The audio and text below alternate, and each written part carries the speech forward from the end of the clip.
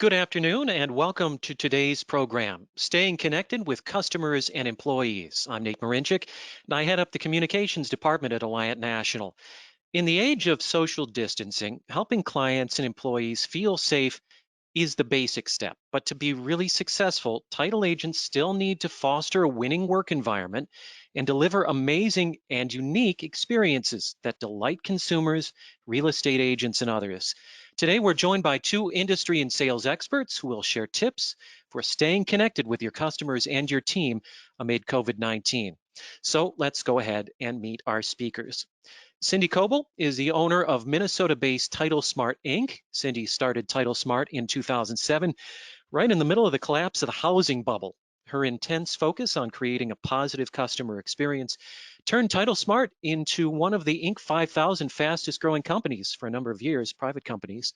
In 2015, Cindy was named Ernst & Young Entrepreneur of the Year for the Upper Midwest. She's also the author of Obsessed to Success, a business book detailing how focusing on the customer experience can change the course of your business. She's also authored two children's books. Cindy is joined today by realtor and sales expert and author Dan Hamilton. He's also an Alliant National Texas agency representative.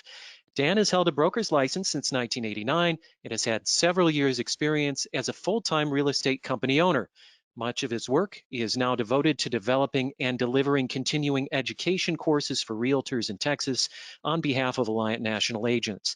Dan has authored and co-authored numerous books focusing on real estate sales and brokerage success, as well as Texas real estate law. Dan has earned a number of training designations, has served on the board of the National Real Estate Educators Association, and is a past president of the Texas Real Estate Teachers Association. Thank you both for being with us today. And with that, Cindy, I will turn it over to you to begin. Okay, great. Thanks for having me. I don't know exactly which states are watching, but I know everyone's kind of in a different boat. And for me in Minnesota, things kind of started getting crazy that Friday the 13th. And I remember thinking, not only is it Friday the 13th, but our state is locking down. Our actual shelter in place order did not happen until the 27th. So it was like 2 weeks later. And I know that everyone has gone through some big decision processes and it's been crazy. For me, right away, it was, what are we going to do? And what are you doing to keep your employees safe? And what are you doing to keep your employees safe? And I'm like, well, what we always do. We always keep them safe. So for us, we did kind of luck out with our workstations because I have everybody in these private cubes. So they're like 6 by 8 foot with the door that shuts. And some of our people have private offices. But one of the biggest thing was figuring out who can work from home. And I know that a lot of title companies do have people working from home, but it doesn't really work for closing assistants and closers because they need to meet with clients, depending on if you're what we call up here a wet state where you're dispersing at the table. And in Minnesota, we're table funding. So we usually have everybody in for the appointment. So we just shifted gears right away. So the first thing was we started doing the smaller appointments. And I was kind of watching what the customers were like. Are they coming in? Do they seem to want to come in? Do they want masks? And of course, there was a shortage of everything. So we spent a lot of time. I was on my computer late into the night looking for masks, seeing who could make them. We kind of have a game here in the office now where everyone will text me and it could be at 10 o'clock at night saying, score, I got some Lysol wipes. And so it's really a collaborative effort. Everybody is working together on that. What I wanted to point out about this is we actually had a couple of people that came in for signing that had COVID. They were tested. And another title company had been working on it originally and they had stated they were not going to meet with the clients. And I'm like, well, we'll meet with them, but we're going to take a very cautious approach. So we met with the clients. We actually found these hazmat suits and we had some new gloves and new masks, and we were able to get out and sign those people up with a fresh pen and dispose of everything right away, and everybody was safe. We've had people that have come together and have made masks. I invested right away in a bunch of extra laptops, and then it's just kind of like looking at things, thinking who really could work from home, who really does need to be in the office, and collaborating together. One of our biggest things was our screens. I think you might see that on the next slide. But we had my contractor, he built these little screens for us. So we put them at our front desk, and then you'll see one again on the next slide that you can just slide the papers right under to the people. And literally, I had seen an example of one, and I sent it over to my contractor, and he built me a prototype and brought it in that afternoon. Then I just took my little logo, slapped it on there, and we had a new process. Now we have them in all of our offices. So yeah, you just have to think out of the box. I'll go home and I'll spend a lot of time just looking for ideas for different ways that we can work out and sign people. One of the things that we did was we ran out and got a ton of legal size clipboards, because if you're going to sign somebody in their car, you got to have something for them to press on. And so now we have what we call the car hop closing. You can probably go to the next slide. And so people can just drive up and we can hand them a clipboard and they can sign their papers. It's been kind of cute and innovative to see what people come up with. We've gone over to sign people up at their house, and they set up this little picnic table for us. And I always make sure that we have a supply of masks of some sort so we can offer those to the clients. One thing that really changed for us was, we have this closing experience package. When people come in, we bake these fresh cookies, and we always have candy, and there's a place for them to do their photo, and it's just really like this red carpet experience. And I had to do away with all of that. And if you want to go forward on your slides, I think you'll see where we made little pre-made gift bags for them, and then we ended up just buying snacks that were safe so somebody could just grab one. There you'll see one of our closers, which is actually my sister. She's doing one of the slide closings where she just slides the document under and slides it back. So a lot of people were saying, well, what exactly, are you going to do? Are you going to do electronic closings? And I'm like, sure, we'll do them. I mean, we've done some of the remote online notary transactions, but a lot of our lenders are not ready. So there's only so much that we can do. So we have to work around that. And in Minnesota, we haven't had the statute yet that is allowing us to do any Zoom signings. It hasn't been signed yet by our governor. So we've just had to get creative, and this seems to work for us. The other thing is just helping our real estate agents. A lot of them are set up as corporations, and they're trying to look at all of this aid paperwork with the SBA, and they have questions. And so I've spent time talking to some of my clients, just saying, well, here's what I found out. You go to your bank and you do this, and here's your form, and here's the rules, and just kind of trying to work through that and helping them with those little extra tasks. And then staying in touch. I have a lot of people who are really staying home, or you're not seeing your clients because we're only having just a few people at these signing appointments. And so I'll just reach out to them and say, hey, do you want to do a Zoom call or a Skype call? And just check in, just touch base. Definitely one of the things we do not do, if you want to flip through, I think I have a little slide on that. Click, click, click. Little latency in the platform there. It's All down there right. somewhere. Sorry, that's just our closing room with the slides and then doing the Zoom meetings. But one of the things that I will for sure not do at my title company is I will not lock my office. I will not allow clients to come in. I won't alienate anybody and refuse to sign anybody. I won't cancel any appointments. And I definitely am not pounding my customers with emails. Those are the things I kind of try to think, what is a pain point for me? For me as a customer, that's a pain point. Stop bothering me. I'm trying to get all these other things done and navigate through to take care of my customers. And so being cognizant of that and reciprocating that the same. But I do think probably some of my best strategy partners for me were just other title company owners. I mean, it's kind of amazing. You think, oh, well, we compete, so we can't share anything. And when you get into a crisis, it is those little things that make a big difference. You know, you may call and say, well, I'm filling out this form for the SBA, and what did you put on line 2? Well, how did you think, what did you think that meant? And just, you know, okay, where did you get your masks? And just kind of coming up with ideas. It's just a win-win for everyone. So I think that's basically my message. Think outside the box. Think, is it a crisis or is it an opportunity? For me, it's definitely an opportunity. If there's a way that I can do more than my competition, this is when I need to come through for them. So thank you. Absolutely. And Cindy, you mentioned those safe snacks. I know one of the things that you've done, particularly on the employee side, is you like to have fresh cookies often in your office. Now, you're not able to do that, but you're still doing little things for your employees on that front as well. Yes, and every once in a while, like especially right now, we'll say, okay, each branch office, I have 8 locations, each branch office can go ahead and order lunch in for your office. And then that way we're stimulating the community by trying to help out these local establishments. And then the staff gets the perk too. Absolutely.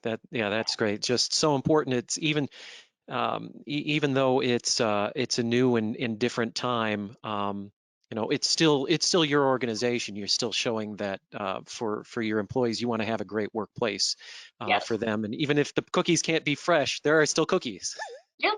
Yep. And just, Absolutely. you know, and I understand that they're afraid. And I think right at the very beginning, people were thinking, well, gosh, we should be staying home.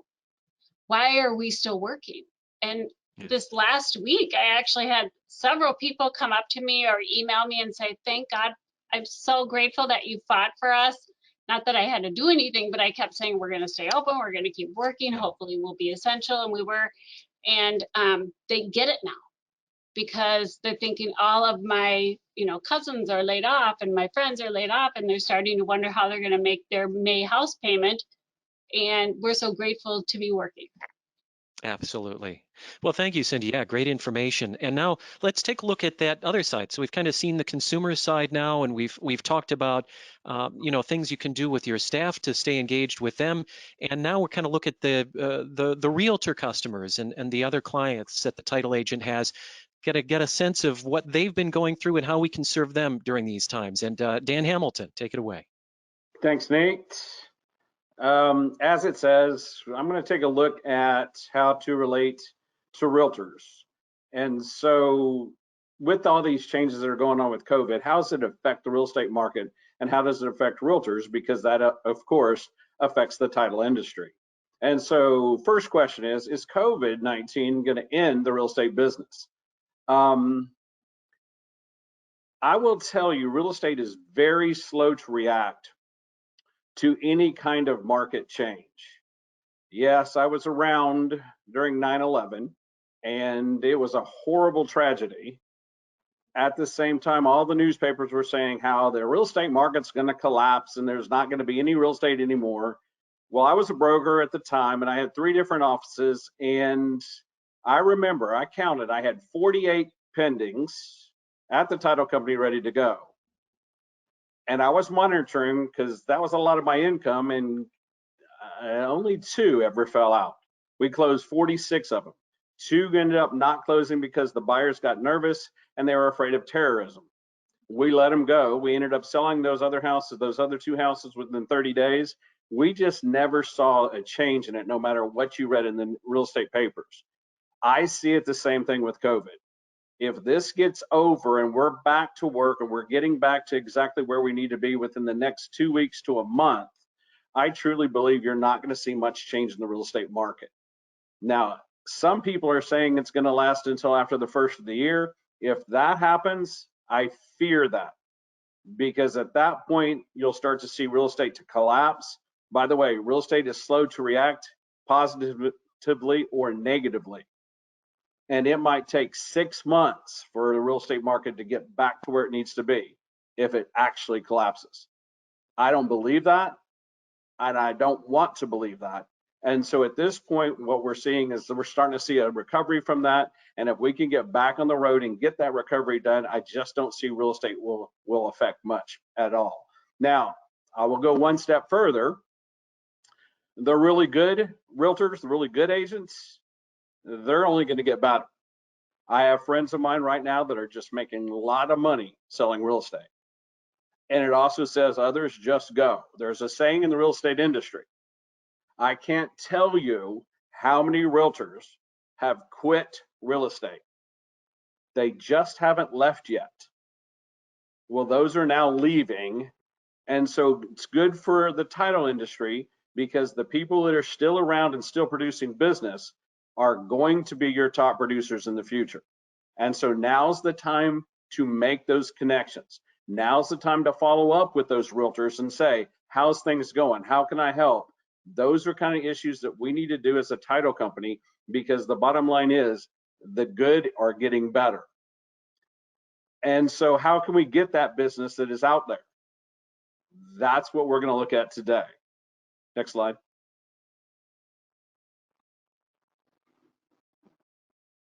All right, so how are we seeing? Be honest, how do we view real estate salespeople? And I can tell you, I ask that question quite frequently to my title people, and they think real estate salespeople are aliens, and they don't ever do anything consistent, and they're just, okay, they are a money maker, and we have to see them that way. Okay, so the second question is, how do they see us and what do we do? And what we do, I'll tell you this, they don't see you as bad. They don't see you as much. They think what you do is put some paperwork together and that's all you do. As a realtor, I don't have to know what you do as a title person. I just have to believe that you'll take care of the business. Next slide. Okay, so what do we want to tell a realtor? And I get this asked to me quite frequently. Okay, I go back to a value package. I think you need to have a value package for the realtors. And in that value package, you need to put everything that you do. Now, it doesn't mean that the realtor is going to pay attention to any of it, but it is impressive. And that's what you're trying to do. I had a value package for both my sellers and my buyers. My value package for my sellers was 739 items. No, I didn't cover every one of those items, but it was impressive. Most realtors have a value package. They're about 10 or 12 items. And so when I would go up against another realtor, I was saying, which do you want? Somebody that does 10 or 12 items for you, or somebody that does 739? With a value package, you need to put those kind of things down and develop a value package that you can present to a realtor when you're trying to get that business. Now, if you don't have any idea what that's about, that's what my job is. Okay, I can help you put that together. All you have to do is contact me. You can go through your agency rep. We can put a value package together and we can get that done so you can start making good presentations to your realtors to get that business. Next slide. Okay, I want to feel important. That's what you have to do to the realtor. This is a relationship business. People ask me, how do I get that business? It's as it's always been said, it's a relationship business. I'm going to cover these relatively quickly because you should already do these things. Does a salesperson want weekly updates on the progress of any transactions? Can you communicate with all the parties, or should everything go through the salesperson? Should you also find out how the salesperson wants the closing to go? Those questions are just simple, but you need to ask those questions because you need to know how that realtor works. If you don't know how they work, you will not know how to perform when it comes down to closing. Next slide. Okay, staying with I want to feel important. I'm not going to cover these. Title company really does these pretty well. Returning calls, accessibility, etc. The last one there is evaluate yourself. After every closing, you need to think, how did I do? And you need to ask the realtor that you did business with, how did I do? So that way you can move forward and continue that business. And especially now with the COVID situation going on, we're still seeing closings. Next slide. Okay, this is really what a realtor expects from a title company, not to have any worries. Okay, COVID creates a lot of worries. We don't want that happening. We want to Have no worries whatsoever when we go to your title company. Okay, do your job. You're really good at that. I think it's funny because I asked different title companies all the time. I said, what do you think realtors are looking for you to do? And they say, well, I've got to perform good. I got to do this, that. Realtors don't see it that way. Realtors actually believe title companies really do a good job for them. Title companies don't screw up our deals. Lenders screw up our deals, but title companies really don't do that.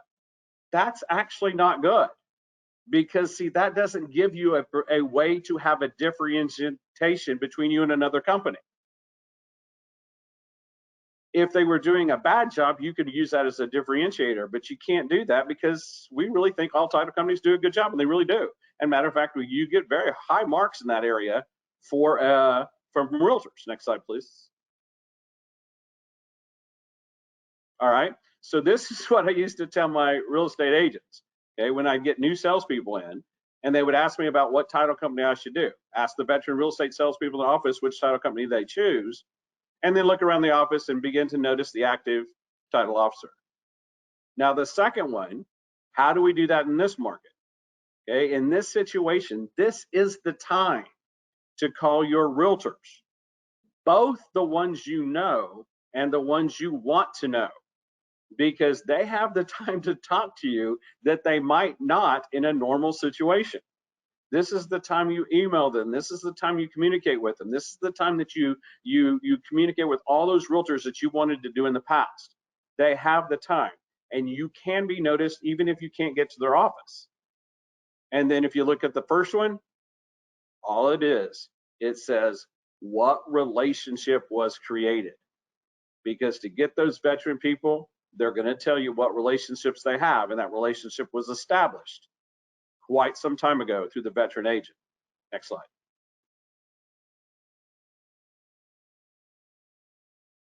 Okay, some other things that we can do.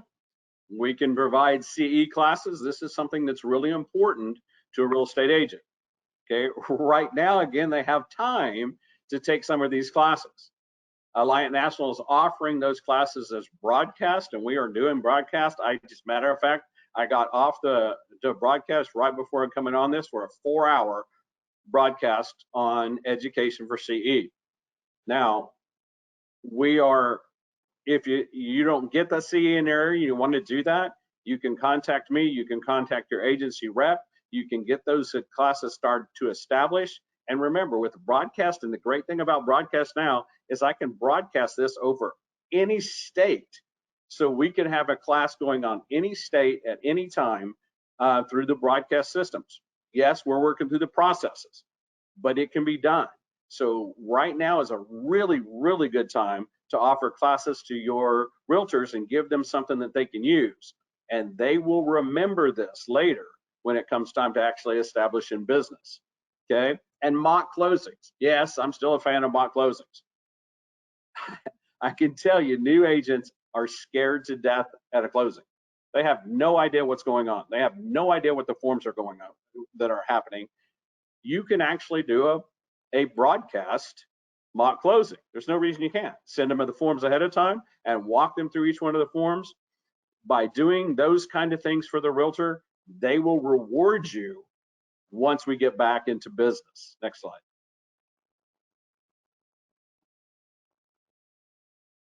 Thanks, Josie. She put down that she likes doing my CE classes for me.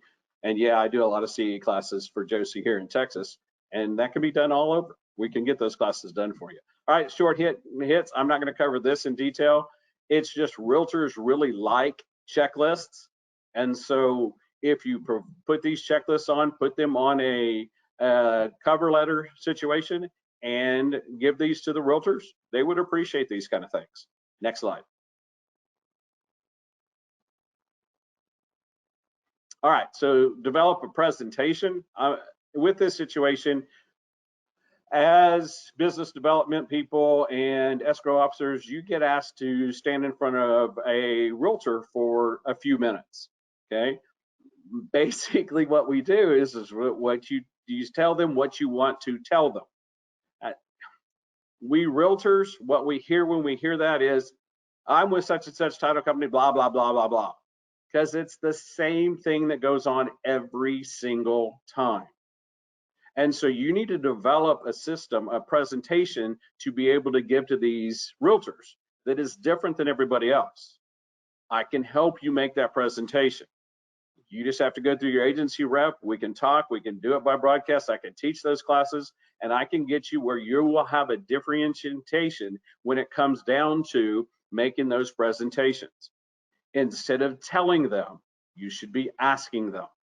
And when you ask them and they have to answer, those are situations that gets them involved and gets them tied to you, and you are now different than every other title company out there that just comes and yaps a few minutes about the great things about their title company and how you do everything great. Well, by the way, remember, we already believe you do things that are great. You have to be different. Next slide, please. And so what you don't have to do, okay, when dealing with realtors, you don't have to take their, and you can fill any four-letter word in there that you would want.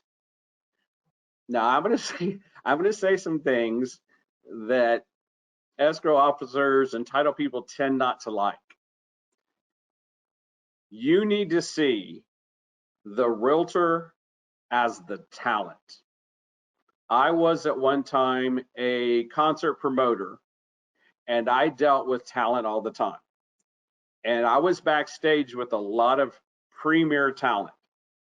And sometimes they can be an absolute nasty jerk. But I understood what my job was. And my job is to get them on that stage. No matter what happens, get them on that stage. Because that entertainer has so many things going on and so many ways they're being pulled. But once they get on stage and they start to perform, when they walk off the stage, they love everybody. And that's your job as a title person. Get the realtor to the closing.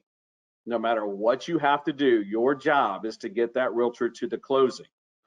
And if you can get them to the closing, that realtor loves everybody.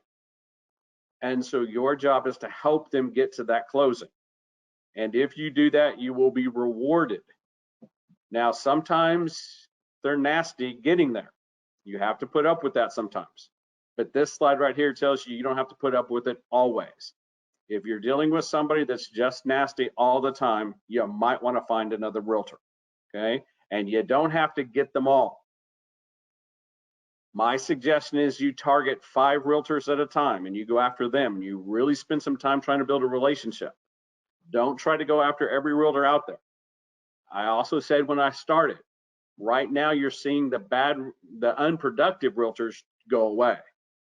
Well, it was never wise to deal with the unproductive realtors anyway, because you're just not making any money on them. And the last thing I'll say there is you got to ask for the business. I can't tell you how many times I've done CE classes, and at no time did the title officer ever ask for the business. I work with a gentleman out of Arlington. He is so good to work with because every time he looks square at each one of the realtors and he asks, when can I get some business? Give me your next transaction. And he does it over and over and over. I'll tell you how realtors respond to that. We expect it. We understand a title company did not put on a course for us to learn and get our education for their health. They did it to try to get our business. And we understand that, and we expect you to ask for it. If you don't ask for it, then there's no reason for us to change. And so if you're going to do anything like CE courses, you must ask for the business. And that's how we do that. And by the way, that works in any market, included this COVID thing, and including after that's gone. And that's pretty much it. All right, Dan. Well, thank you very much for that information there, and it always interesting to get kind of an inside look at the mind of the real estate agent. I want to touch on one thing that you said, actually mentioned it a couple of times in Cindy, kind of get your sense of this as well. While we're doing this, though, before we get into those first questions, if you've got a question as we head into the Q&A segment now, please go ahead and put it in the question panel of the webinar platform, and we'll be able to read those out. No live questions today, no live audio questions rather. So just go ahead and type them in there into the questions panel, and we'll grab as many as we can. But that notion of the marginal and maybe the lower producing realtors having more difficulty in this environment, and the really good ones rising to the top.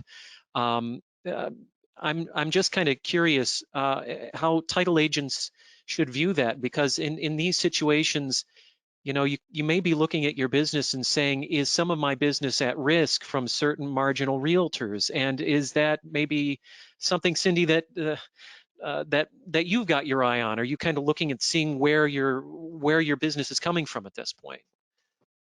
Well, I definitely try to make sure that I don't have all my eggs in any one basket. Right. And a lot of people are like, well, what percentage of refinances are you doing versus purchase? And I'm like, it's a nice mix. I like to stay primary purchase. And then when refis come in, it's just a little icing on the cake. Yeah, And, absolutely. and then you shift with the market. So, back in 2007, 2008, I did a heck of a lot of short sales and bank owns. And then things shifted. Now, maybe some buyers are pulling back a little bit, and now the investors are coming through and paying cash for these properties and either flipping them or renting them. No matter what, they need us. Absolutely. I want to get on this another point you made, and it has a little bit of a twist on it, Dan, because of where we are with COVID. The notion of getting the real estate agent on stage in that closing, in that room with those people, with that excitement and that opportunity there. Now, the flip side, we're in a situation where we're kind of trying to limit the number of people in the room. So there's kind of a tension here. And I guess um, maybe both of you can kind of speak to how we think of that piece at this point. Well, I can tell you from firsthand experience. My daughter made an announcement the other day that in August she is going to change my name. My name is going to be changed to Granddad. So Ah, I am moving from Galveston to back to the Fort Worth, and so I decided I would hire me a realtor. Yes, I believe in the business, so I'm going to hire me a realtor, and I hired a broker, and it was amazing how well we're adapting because the good just get better. And so she literally would send me listings and I would take a look at them and say yes or no. And if I really liked the listing, she would go out to the property and she would walk through the property and FaceTime me so that way I could see the property, ask her any questions I want. And literally, she finally found me a house I wanted to buy.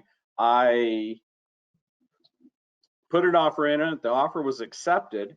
And so I actually bought the house and I never saw it. I finally drive back to Fort Worth to take a look at the house. We were in the house maybe 45 minutes together. I'm closing on Monday. I will have the title officer show up at the house. mm, And so I'll spend about 15 minutes with that title officer at the house. I have not even met the lender. And I spent about 45 minutes with the realtor in the house. yeah, So it can still be done without that situation. You're not going to get as good of relationship building in that situation, but that's just understandable. yeah. Realtors are not stupid. They get that kind of stuff.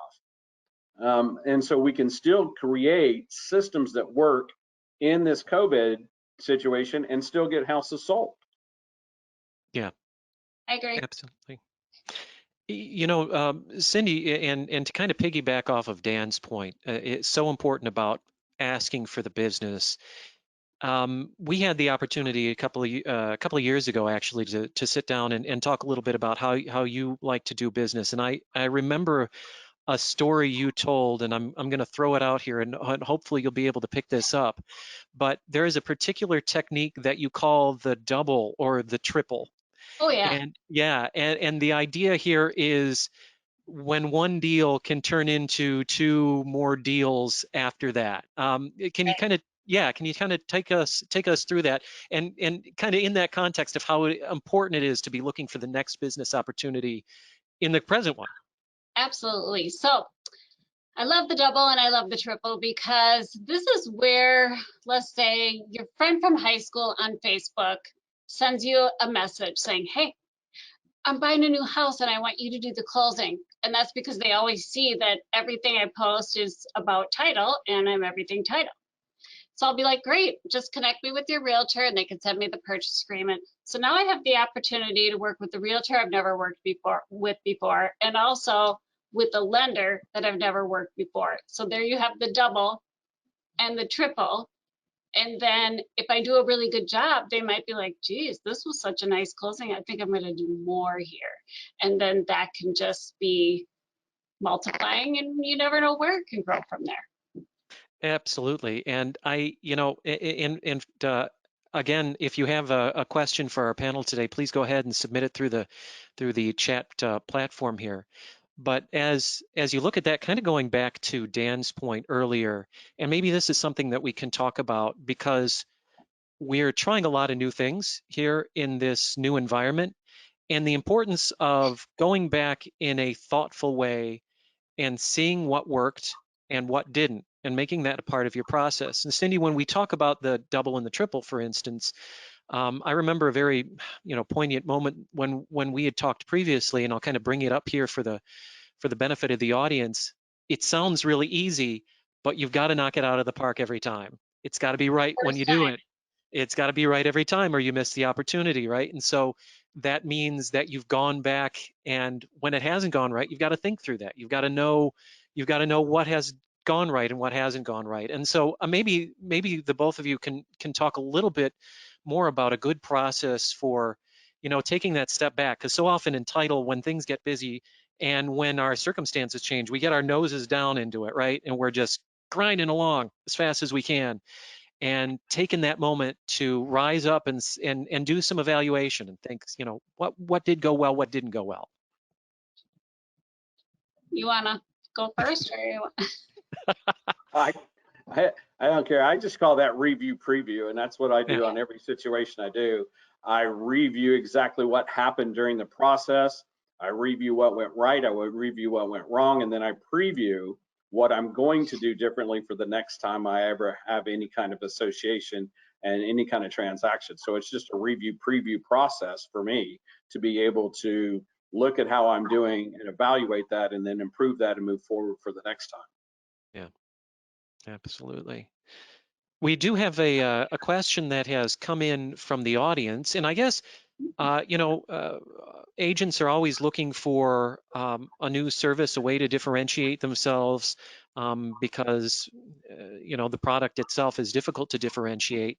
And so one person writes in and says they have an app for realtors to use for quotes that is about to go live. And maybe if you can suggest some ways to present that app to realtors and get them to using it. So something, I guess, maybe on their webpage or some sort of application that they can use. Is there a way that you can suggest to get that in front of realtors and get them engaging with it? We'll toss that out there.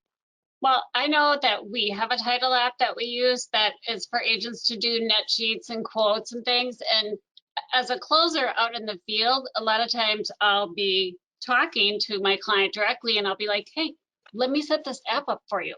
Yeah. I grab their phone, or they hand me their phone. I'm not forceful. I set it up for them and then I walk through how to use it. And some people just need to be shown. Yeah, absolutely. Absolutely.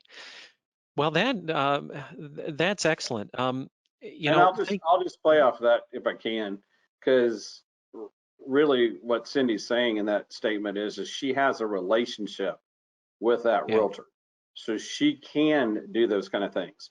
And so again, if I had an app and I was trying to do it, I would start by going with the people that the realtors I already had a relationship with, and ask them to start that program, and then get feedback from them so that I could then promote that to other realtors.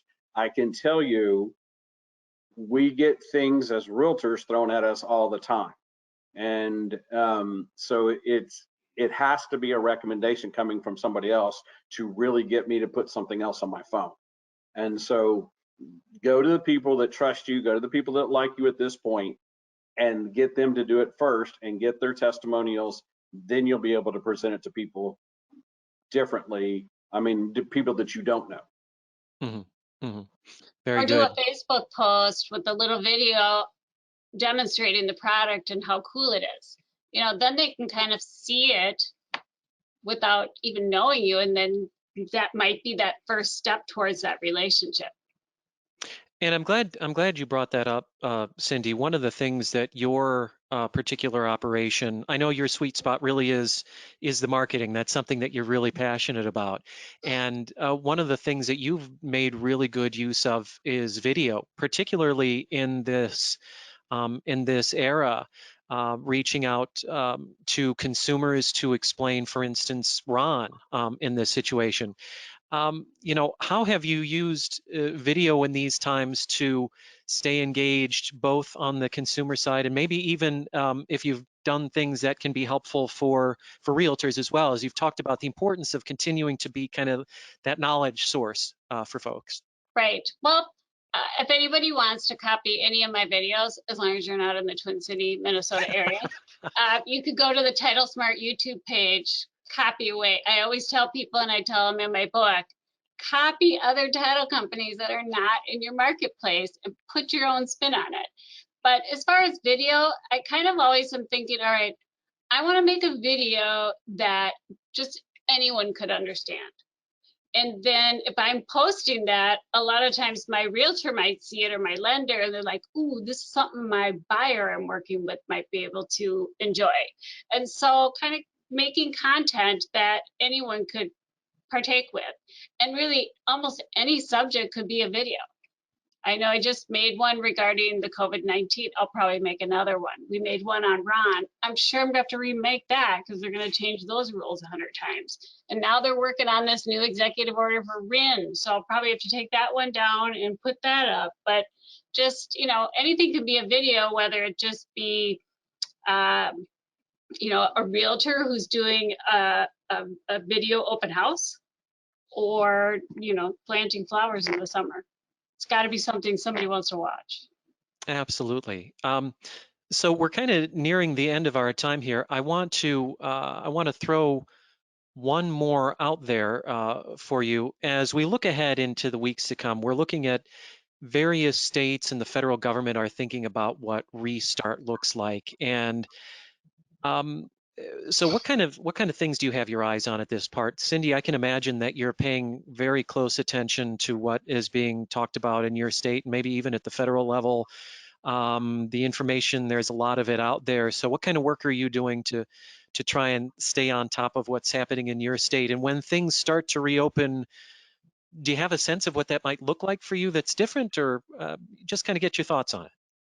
Well, it's funny that you mentioned this because when all of this came to pass, I do all of my annual reviews and raises, and it goes into effect in April. So at the end of March, I'm putting everything on hold. And Yeah. I've really been doing a lot of soul searching, and I operate a lot by my gut feeling and prayer. I woke up yesterday morning and I'm like, I'm going for it. I came in and I just gave everybody a raise that was up for one.